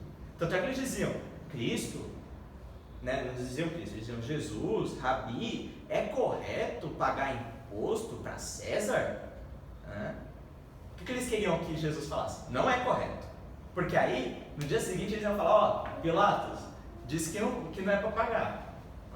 Então, uma das acusações foi justamente essa que os judeus, o Sinédrio fez, que é em verdade, que é de ele dizer que não era para obedecer César. Exatamente. Né? O que é uma mentira, porque Cristo nunca disse isso. Cristo, e diferente de qualquer outro líder religioso das outras religiões, né, dos diferentes profetas e mensageiros, o que quer que seja, Cristo sempre separou essas realidades temporais e espirituais. Mas separar não quer dizer que ele não fala que o espiritual está acima do temporal, mas ele difere. A maioria das outras religiões confunde. Você vai no Islã, por exemplo, você tem uma mistura dessas duas Exato. coisas, né? Você não tem uma separação. Eu acredito que isso vem do cuidado de Deus, para que nós tenhamos a visão de Cristo, a visão da encarnação dele, como uma realidade muito maior do que nos dá uma mensagem política. Até porque Jesus nunca disse: olha, esse é o melhor sistema político. Porque na sabedoria de Deus, ele sabe que o que funciona para uma cultura, às vezes não funciona para outra. Então, cada um pode se organizar do seu jeito aqui, na Terra, no tempo. Porém, sempre submetido à realidade espiritual. É isso que Cristo dizia: dá a César o que é de César, dá a Deus o que é de Deus. Então, quando Pilatos interroga, quando ele inquere Cristo, ele fala: Cristo, né? Você é o Cristo? Você é rei? Você é rei dos judeus? Isso é a acusação que levam para Pilatos. Porque eles não podiam chegar para Pilatos e dizer: o Pilatos, ele está se dizendo Deus. Pilatos ia falar: tá, então ele pode ir lá e ir para o templo nosso. Porque tem vários, ele vai ser mais um. Né? Tem Zeus, tem Atena e tem Cristo agora. Não tem problema. Então, o que eles pensaram? Vamos falar que ele se intitula rei. Ou seja, que ele quer se colocar contra o poder romano. Então, Pilatos pergunta: és tu o rei dos judeus? Como quer dizer? Você está insurgindo uma revolução? Está fazendo insurgir uma revolução? Você está querendo que os judeus se separem de nós? Você se intitula rei? Você é maior que César, né? E o que ele responde? O que Cristo responde? E é exatamente o que a gente estava falando. Eu sou rei, mas o meu reino não é desse mundo. Meu reino não é desse mundo. Meu reino não é daqui. Isso é muito importante de entender. A gente não pode reduzir a mensagem de Cristo a uma mensagem meramente política. Porque senão a gente morre e acabou a mensagem. Não é isso. Claro que ser cristão muda todas as nossas atuações, tanto na política, quanto na família, porém, o reino de Deus não é desse mundo. A gente precisa trabalhar pelo reino de Deus eterno. Até porque se a gente for tentar implementar o reino de Deus nesse mundo, todos nós vamos terminar como todos os mártires terminaram. Isso quer dizer, a gente vai morrer, né? Tentem implementar o reino de Deus nesse mundo e vocês vão falhar. Porque o reino de Deus não foi feito para ser implementado nesse mundo. Nós somos peregrinos, somos estrangeiros nesse mundo. Nossa pátria é o céu. É isso que os mártires, é isso que os santos sempre disseram. Então, eu acho que essa parte é muito importante de passar, né? Porque existe, né? A gente vai ver mais para frente toda uma doutrina da igreja que foi criada em relação à doutrina social, que afeta nossos relacionamentos no trabalho, os nossos relacionamentos na política, mas o principal de Cristo não é exatamente isso. Tanto que eu acho que o Islã é um bom exemplo disso, né? Nós não temos um código civil, né? Jesus não veio e falou aqui, ó, toma um novo código civil, você vai vender, vai ser tanto, você vai comprar, vai ser tanto, aí você registra em cartório depois, você tem que fazer também tem que registrar em cartório que ele vai ser o rei, que ele vai ser o imperador. Não existe isso, no Islã tem isso. Perfeito. Imaginem se Jesus tivesse falado, olha, todo documento tem que ser papel. Imagine isso hoje. Mas tem computador. Não, mas Deus falou que tem que ser em papel. Por isso que Cristo não institui coisas temporais, porque as coisas temporais mudam, gente. Amanhã a lei pode mudar, porque surge computador, surge sei lá o que mais. Por isso Cristo, na sua sabedoria de Deus, institui os princípios soberanos, espirituais. E dizem, todo o resto, vocês se conformem a isso. Adaptem. Criou o computador? Tudo bem, é uma coisa nova, mas está regido pela lei de Deus. Ou seja, o que é superior. Eu não posso usar o computador para matar, para roubar. É a mesma coisa. Então ele não precisa instituir tudo, ipsis literis, igual, exatamente como o Eduardo disse. A realidade mundana que a gente vive não vai se transformar nesse sentido de ter um reino perfeito aqui na Terra. Aqui o Espírito Santo, ele muda a nossa relação com os problemas que temos aqui. Ele não torna as coisas perfeitas, né? Então essa é uma visão que diferencia muito o Islã principal disso. Existe uma noção no Islã que quando você construir um reino universal, submetido à lei, você vai ter um mundo perfeito e vai se adequar. Isso não existe no cristianismo. Inclusive, é a vontade de Deus que o mundo seja imperfeito aqui, né? Para que a gente possa almejar a pátria celeste. E para que a gente possa melhorá-lo. Né? Como a gente seria tentado se o mundo fosse perfeito? Como a gente sofreria se o mundo fosse perfeito? E se a gente não sofre, não é tentado, se a gente não vence essas tentações, a gente não recebe merecimento, a gente não tem merecimento. A gente vai para o céu porque está fácil. Coloca uma pessoa enjaulada assim, com tudo do bom e do melhor, ela nunca vai se revoltar contra Deus. Né? Ela está na dela. Para terminar, Guilherme, o cristianismo é um fato, não é uma ideologia. Perfeito. Né?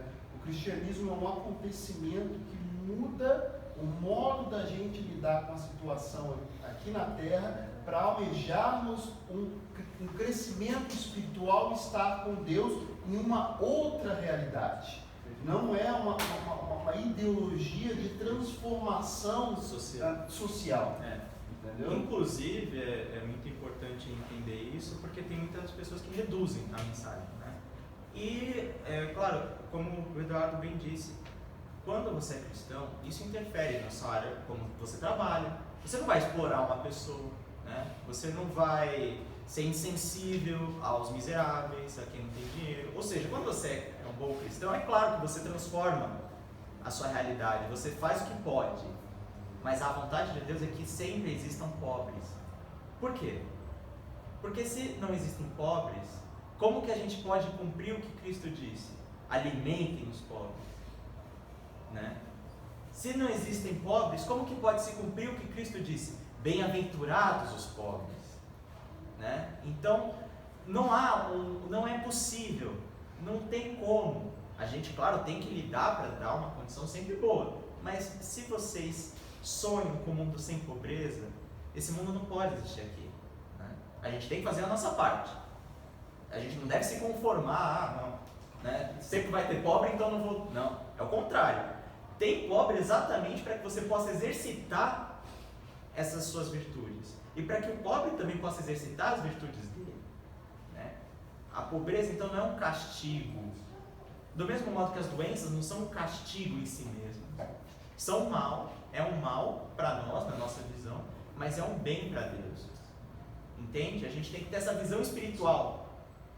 E o mundo sempre foi isso. Uma obra a ser aperfeiçoada. Deus, quando cria o mundo, Ele fala, é bom. Mas Ele cria o homem para governar o mundo, para cuidar do mundo. Por quê? Porque Ele falou, eu não quero só dar de mão beijada o mundo perfeito para o homem. Eu quero que ele participe disso. Né? Porque quando a gente participa desse bem, a gente fica muito mais feliz, a gente se sente muito mais realizado. Quando a gente conquista, a gente trabalha para isso. É uma beleza isso, é a vontade de Deus, né? Mas a gente sempre vai ter que lidar com aquele cupim que a gente falou, que é o cupim do mal, que não existe por ele mesmo. Esse cupim vai estar sempre aí agindo até a gente conseguir superá-lo, a gente conseguir ascender espiritualmente. Por isso que a igreja coloca o purgatório, que a gente vai ver ainda. Até a gente atingir o nível de Deus, a gente vai ter que lidar com esse cupim, que são as consequências dos nossos atos. E não é porque Deus é fraco. Existe maldade porque Deus é fraco, Ele não poderia tirar o mal. Ele pode. Mas isso seria bom para nós? Não. Vocês vão ver durante todo o catecismo que há um motivo para o mal. Por isso Deus o permite.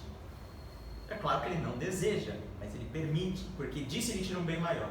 Isso os cristãos desde os primeiros já respondiam.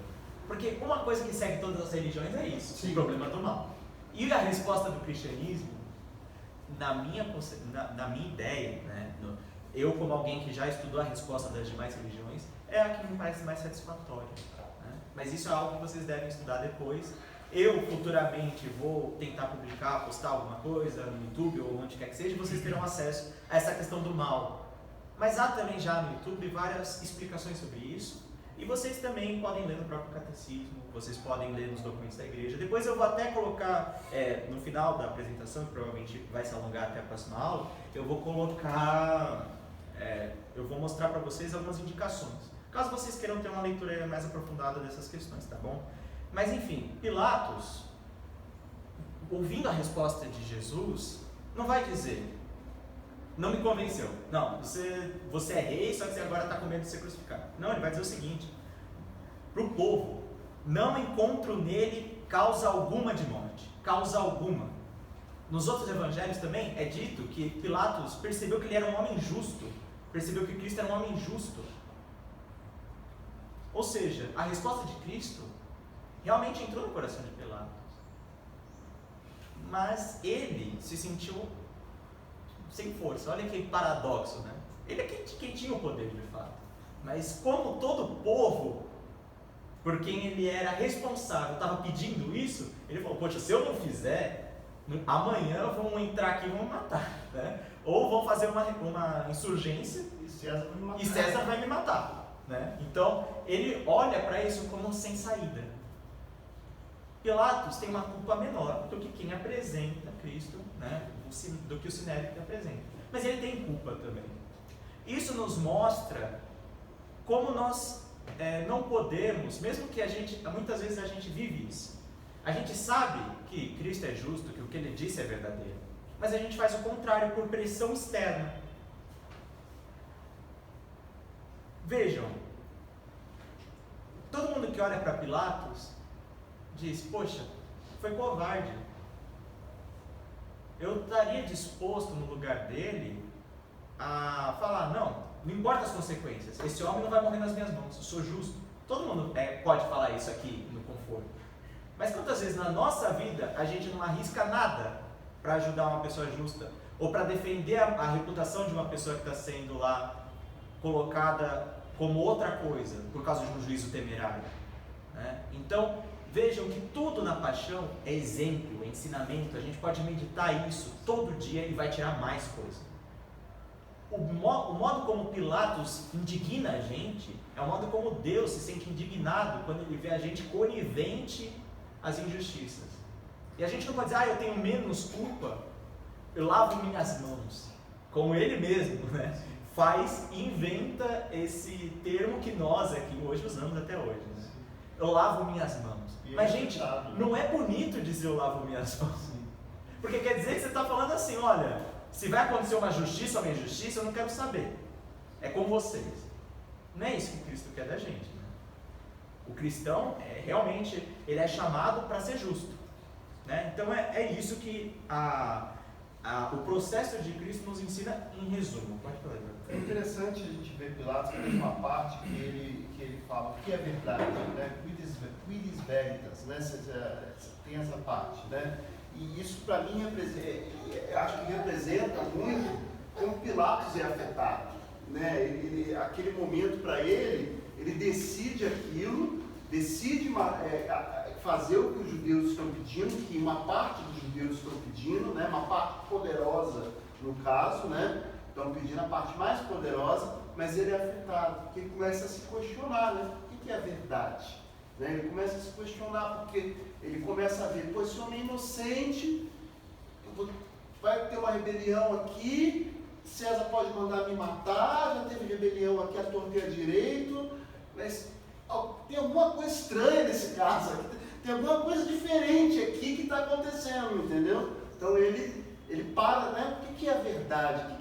Qual é a verdade? Existe uma verdade? Porque o humano, isso é uma coisa cristã, terminar. Isso é uma coisa cristã, verdade, né? A gente vai muito para certos povos e a verdade é a comunidade, a verdade ela está centrada em outros pontos. Para o romano não tinha uma questão de existe uma verdade, não existia isso para o mundo pagão, não existia nem propriamente para os judeus. Existe a verdade em si mesma, não existia isso, né? Isso é algo novo, né, na realidade humana.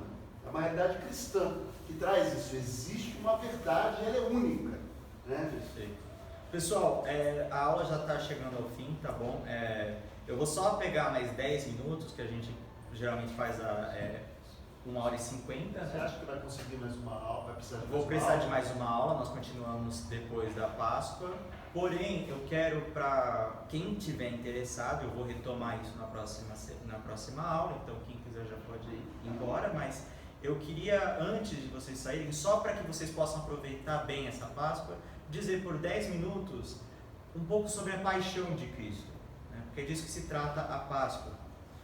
Eu vou retomar isso sem problema, quem quiser já pode sair, está liberado, só tem que assinar a listinha. A listinha está, a gente começou a ser distribuída. Não passou, não está aqui comigo. Então, em primeiro lugar, se quiser, por favor. Em primeiro lugar, realmente, desde a nossa condenação pelos primeiros pais, Deus revela para nós que Ele tem um desígnio de salvação, de redenção, uma segunda chance, desde o começo. Então vejam que para nós, que já conhecemos Cristo, nós que viemos depois da vinda de Cristo, para nós não há muito uma espera do Messias que virá, porque Ele já veio. Nós esperamos que Ele volte, mas para os judeus era muito diferente. No Antigo Testamento, todo momento Deus falava: vocês me entristeceram, vocês me traíram, né? Vocês me decepcionaram, vocês pecaram. Durante todo o Antigo Testamento vocês veem isso, principalmente nos últimos profetas. Quando você tem Zacarias, né, dizendo: olha, meu povo me traiu, me decepcionou, me deixou, me abandonou. E desde o começo do Antigo Testamento, há essa realidade de um povo que precisa se reconciliar. Vocês já tiveram essa sensação de que vocês brigaram com alguém que vocês amam muito, e até vocês se reconciliarem com essa pessoa, parece que as coisas não estão dando certo, nada que você faz. Você brigou com essa pessoa, você precisa se reconciliar com ela, você só pensa que você precisa se reconciliar com ela, você está no trabalho, você está no ônibus, você está em qualquer lugar, Você não está lá realmente, você está preocupado, eu preciso me reconciliar com essa pessoa. Né? Você fica remoendo isso. E parece que todo o resto vai mal. Mesmo se o dia está ensolarado, para a gente é o pior dia de todos. A gente se sente angustiado quando a gente está em uma necessidade de reconciliação. A gente sente uma angústia. Isso era o que o povo hebreu sentia até a vinda do Messias. Essa angústia, eu preciso me reconciliar com Deus. Como eu vou me reconciliar com Deus? Vejam, nos Salmos de Davi, várias vezes, ele diz: como eu vou me reconciliar convosco? Como eu me reconcilio convosco? Como que eu posso deixar para trás os meus pecados? Várias vezes nos Salmos, Davi diz isso. Eu sou pecador, desde o útero da minha mãe eu nasci em pecado. Né? Todas essas coisas mostram a angústia do povo hebreu, que todo momento dizia: Deus, quando vai vir a minha reconciliação convosco? Quando que eu vou poder me reconciliar, enfim, e viver em justiça? Por quê? Porque você realmente tinha sacrifícios na antiga lei, mas eram sacrifícios que precisavam ser repetidos infinitamente. Os sacrifícios na antiga lei não eram únicos, eram todo ano e em outros momentos. Ou seja, todo momento você tinha que repetir o mesmo sacrifício. E parecia uma coisa provisória. Levando para uma analogia, é como se você nunca se reconciliasse com a pessoa que você brigou, mas ela sempre falasse: tá tudo bem, tá tudo bem, tá tudo bem. Ou seja, não está tudo bem. Você não está plenamente reconciliado. E é isso que os judeus sentiam.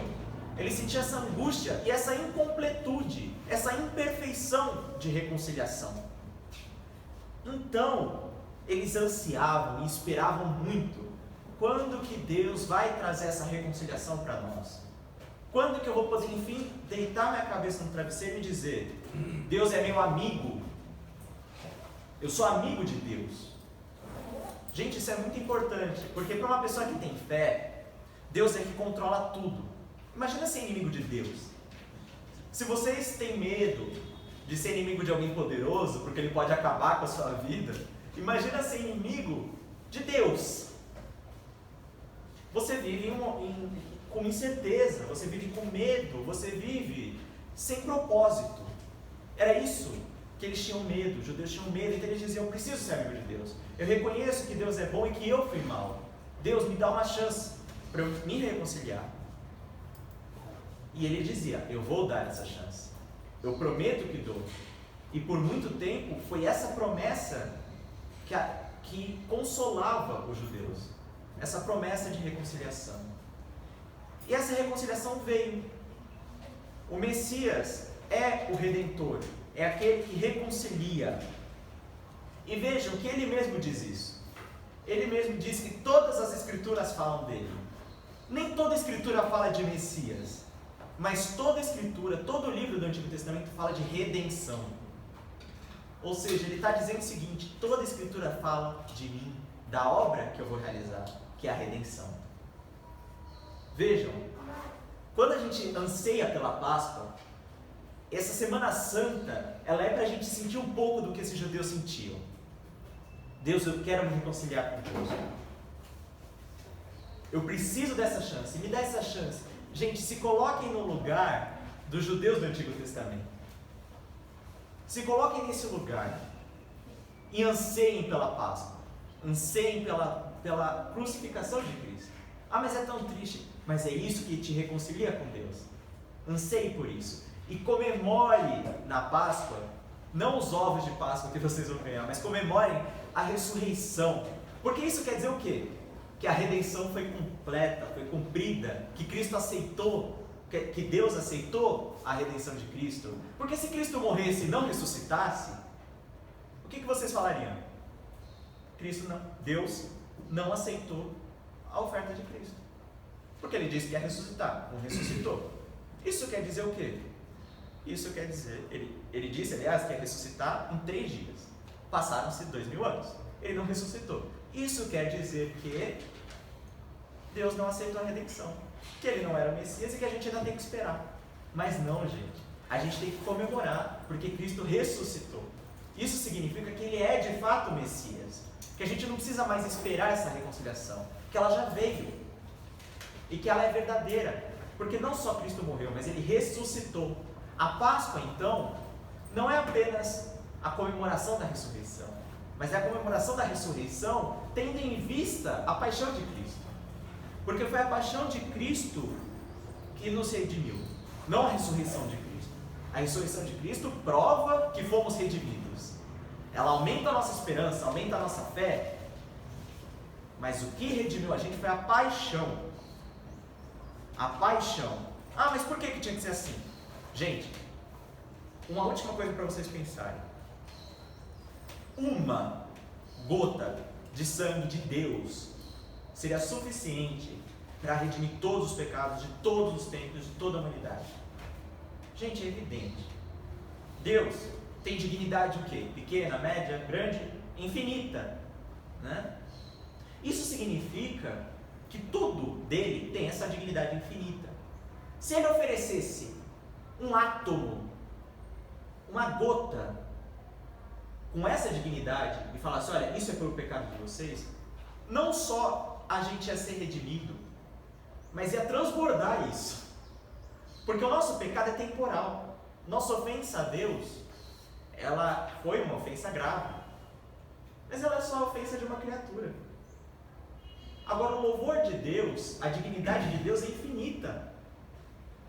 Gente, bastava uma gota dessa dignidade infinita para fazer transbordar, para cobrir toda a ofensa finita que fizemos. Uma gota. Mas Cristo enlouqueceu de amor por nós. A Santa Maria Madalena de Paz, carmelita, ela dizia isso. E ela gritava no convento de tanta alegria. Ela saía do convento gritando: eu estou louca de amor, Cristo é louco de amor, estou louco de amor. Gritando isso. O que ela queria dizer? Moisés e Elias aparecem para Cristo na transfiguração. E eles conversam a respeito do quê? Do excesso que Cristo realizaria. É assim que está escrito na Bíblia. Eles conversaram sobre o excesso. O que isso significa? A paixão é um excesso. Cristo não precisava disso. Não precisava fazer isso. Não era necessário. Deus, como Deus, poderia estipular qualquer meio e qualquer modo para nos redimir. Ele poderia simplesmente falar: estão redimidos. Finge que não aconteceu. Ele poderia. Mas ele quis esse excesso. Cristo quis. Vocês olham para a cruz, vocês têm que ver uma declaração louca de amor. Por que ele se permitiu tudo isso? Porque ele quis dizer o seguinte: eu sofri todas as dores possíveis no corpo, todas as dores possíveis na alma. Eu amei vocês como tudo. Não tem mais o que eu possa dar para vocês. E agora ele quer que a gente veja isso. Como ele se entregou por inteiro. Por inteiro. Como ele quis sofrer por inteiro, de todo modo. Por quê? Para que a gente falasse: Cristo, Deus, o Senhor se entregou por inteiro. O Senhor se entregou de todos os modos possíveis. Eu também quero me entregar para você. É como um casamento. O esposo se entrega para a esposa e ele espera que a esposa se entregue para ele. Isso é a paixão. Essa declaração de amor quase que insana. Vocês veem um Deus crucificado, chagado. Só que o sangue não é dor, não é tristeza para o cristão. É amor. Nesse sentido, é amor. É declaração de amor. Quanto mais Cristo sofria, mais ele dava a declaração de amor dele. Porque o amor é sacrifício. É evidente que a gente sabe que a outra pessoa ama a gente por causa disso. Não só Cristo, mas todo mundo que a gente ama, quando a gente vê essa pessoa se sacrificando por nós, a gente fala: realmente essa pessoa nos ama. Né? Então, Cristo quis dar todas as provas. Ah, eu sofri por você. Mas a gente poderia falar: tá, mas tem gente que sofre mais. Só que aí ele garantiu: não tem. Eu garanto que eu sofri mais. Por isso que ele se permitiu tudo isso. Para falar: não tem quem sofra mais no corpo. Então não tem quem ame mais você, porque eu estou disposto a isso. E não tem quem sofra mais na alma. Também ele sofreu muito na alma, infinitamente na alma. Por quê? Porque ele é Deus. O corpo dele não era da mesma sensibilidade que a nossa. O corpo, qual é a função dele? Ser sensível. Olhar bem, ouvir bem, ser sensível. Quanto mais perfeita a humanidade, mais perfeitos os sentidos. Isso significa que os sentidos de Cristo, todos, tato, visão, paladar, todos, eram perfeitos. O que isso quer dizer? Isso quer dizer que Cristo sentia como ninguém é possível de sentir. Ele ouvia como ninguém podia ouvir. Muito mais. Ele sentia muito mais que a gente. Às vezes alguém rela na gente, a gente nem sente. Ele, se alguém assoprasse de longe, ele ia sentir. Então imagine a cruz, o que foi para ele. E ele não desejou, porque ele poderia. Ele não desejou que viessem consolações do Espírito para ele, viessem consolações dele próprio, de Deus. Porque os mártires foram decapitados, foram crucificados. São Pedro foi crucificado de cabeça para baixo. Só que todos eles, embora sofressem no corpo, tinham a graça na alma. Tiveram mártires que morreram cantando. Eles estavam queimados e louvavam. Então assim, eles tinham... Pode ir. Muito obrigado. E você tinha então uma consolação na alma, embora não no corpo. Cristo não. Cristo, diferente de todos os mártires, sofreu no corpo e sofreu na alma. Ele não quis nenhuma consolação. Nenhuma. Então para ele estava o pior que poderia ser. Pensem nisso na Páscoa e tentem meditar na paixão sempre. Essa é a mensagem que eu gostaria de passar. E na próxima semana continuamos. Muito obrigado, pessoal. Fiquem com Deus.